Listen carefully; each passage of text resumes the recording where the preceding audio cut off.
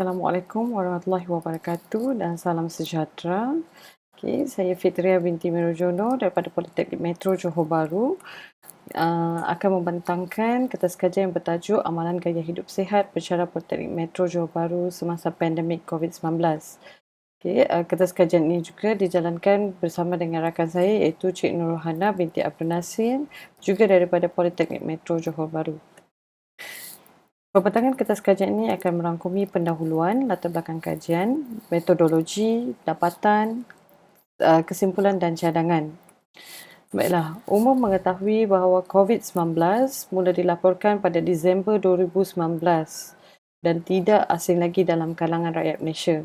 Sehingga 31 Disember 2020, Malaysia telah mencatatkan kes positif sebanyak 113,010 kes dengan jumlah kematian sebanyak 471 orang. Kerajaan telah melaksanakan Perintah Kawalan Pergerakan dan pelbagai standard operasi prosedur telah dikeluarkan oleh Majlis Keselamatan Negara untuk memerangi wabak ini. Perintah Kawalan Pergerakan ini juga telah membataskan semua aktiviti luar termasuklah melakukan aktiviti sukan atau riadah. Walau bagaimanapun, ia tidak seharusnya dijadikan penghalang kepada pengamalan gaya hidup sihat dari segi pemakanan dan aktiviti fizikal demi memastikan kesihatan terjamin setiap masa. Gaya hidup sihat boleh didefinisikan sebagai melakukan aktiviti yang boleh mengekalkan, merawat serta memastikan tubuh badan sentiasa berada dalam keadaan sihat dan berupaya untuk melakukan rutin dengan selesa.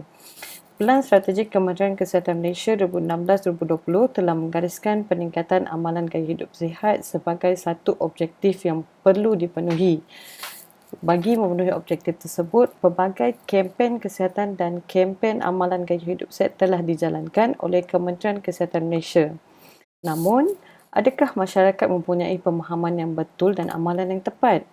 Oleh itu, objektif kajian ini bertujuan untuk mengenal pasti tahap pengetahuan serta amalan pemakanan dan senaman pensyarah PMJB sepanjang tempoh kawalan pergerakan dilaksanakan, mengenal pasti implikasi antara amalan pemakanan dan senaman pensyarah Politeknik Metro Johor Bahru dengan sebarang penyakit serius yang dihidapi dan mengenal pasti faktor-faktor yang menjadi penghalang kepada pensyarah Politeknik Metro Johor Bahru untuk mengamalkan gaya hidup sihat sepanjang tempoh kawalan pergerakan dilaksanakan. Bagi metodologi kajian, kaedah yang digunakan adalah kaedah kuantitatif berbentuk deskriptif tinjauan dengan menggunakan instrumen borang soal selidik. Bagi populasi kajian pula, merangkumi semua pensyarah Politeknik Metro Johor Bahru yang terdiri daripada 32 orang dan menggunakan teknik persampalan secara rawak. Data dianalisis secara deskriptif yang melibatkan frekuensi dan peratus. Seterusnya, dapatan kajian. Seramai 21 orang pensyarah perempuan dan 11 orang pensyarah lelaki telah memberi respon. 72% berumur 20 hingga 40 tahun dan 28% berumur 41 tahun ke atas.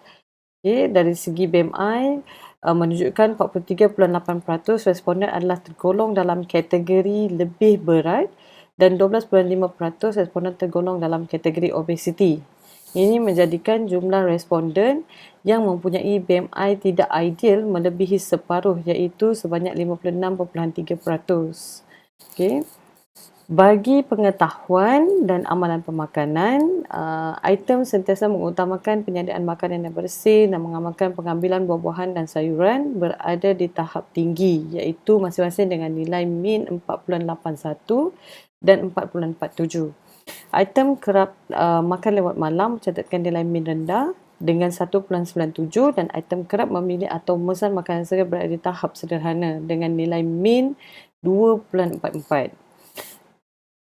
Dari segi pengetahuan, amalan dan jenis senaman fizikal secara keseluruhannya, pensyarah PMJB mempunyai pengetahuan dan amalan senaman yang baik, yang mana melakukan senaman sebagai salah satu aktiviti fizikal yang menyihatkan badan dan membuat kerja seperti mengemas rumah dan menyapu lantai sebagai pengganti senaman di rumah berada pada min yang tertinggi iaitu 4.34. Dari segi jenis senaman fizikal, 75% memilih berjalan kaki, 62.5% memilih jogging, dan 6.3% memilih bermain futsal. 78.1% responden pula menyatakan bahawa kebanyakan masa mereka diluangkan untuk bersenam secara bersendirian.